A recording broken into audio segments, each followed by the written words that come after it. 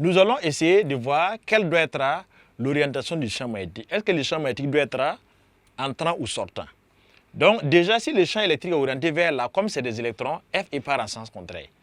Et comme les deux forces, il est soumis à la force magnétique électrique qui doivent être opposées pour qu'on ait un mouvement électrique uniforme là. Si F est par là, donc Fm par l'autre côté. Alors, donc on va essayer de voir si le B est entrant ou sortant. Donc le V0 vient d'en haut. Donc j'ai mon V0 qui est là comme ça.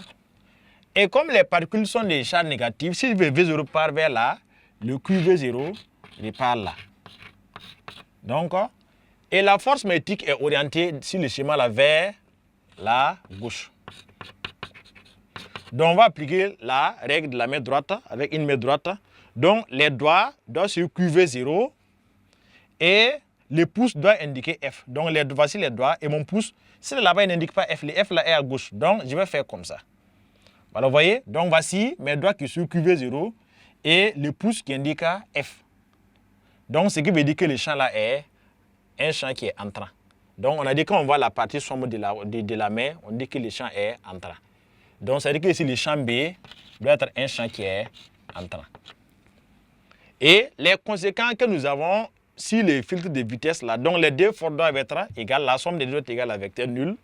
Donc si les intensités, on doit voir que Fm et Fe ont des valeurs égales. Donc deux forces, quand la somme donne vecteur nul, ça veut dire que les deux forces ont des intensités égales. Donc, alors que Fm, son intensité là, ça fait QV, valable sur le QV, fois B, et Fe là, son intensité va faire Q fois E. Alors, donc voici là, on a QQ qu'on peut simplifier.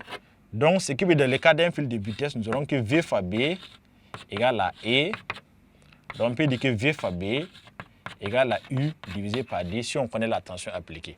Donc, on peut utiliser l'une ou l'autre des relations pour retrouver les autres. En résumé, si un fil de vitesse, c'est un dispositif où on superpose champ magnétique qui génère force magnétique, champ électrique qui génère force électrique. Et dans ce dispositif-là, les particules doivent pouvoir parcourir en gardant la même vitesse la partie. Voilà, c'est pour éviter que les particules ne dévient vers la gauche ou vers la droite qu'on applique pour qu'ils puissent aller en mouvement rectiligne uniforme. Donc, dans le dispositif proposé là, vous devez tenir compte des orientations pour savoir si vous avez proposé que le champ est pas dans ce sens-là. Donc, ça veut dire que comme si c'est des électrons, le F est pas dans le sens contraire, F il revient là. Et comme les deux forces doivent se compenser, si F est pas là, Fm par l'autre côté. Et si Fm part là-bas, de là, on peut se baser pour savoir est-ce que le champ magnétique là est entrant ou sortant. Et en reprenant l'axe qui est là, on a pu trouver que le champ magnétique ici, là, c'est un champ magnétique qui est entrant. Donc, pour un fil de vitesse, retenez que la somme Fm plus Fe est égale à vecteur nul. Donc, ça dit que les deux sont égales. Et les relations qu'on a là, vitesse fois champ magnétique est égale à champ électrique.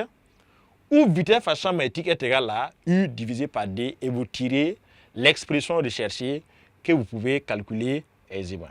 Donc, ces élèves, nous poursuivons avec les applications. Nous allons voir maintenant petit 4, les cyclotrons. Les cyclotrons. Alors, comme son nom l'indique, il y a cycle. Donc là, le but là, c'est créer un dispositif qui va faire qu'une particule va tourner plusieurs fois dans un cycle pour acquérir une vitesse très élevée. Donc, et souvent, les dispositifs qu'on utilise, on utilise des dés.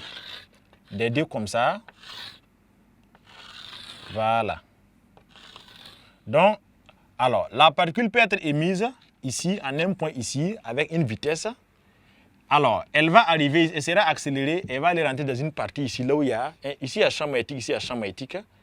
Et arriver là-bas, comme dans un champ magnétique, on dit que le mouvement est circulaire uniforme là, elle va décrire un mouvement circulaire uniforme et se retrouver ici.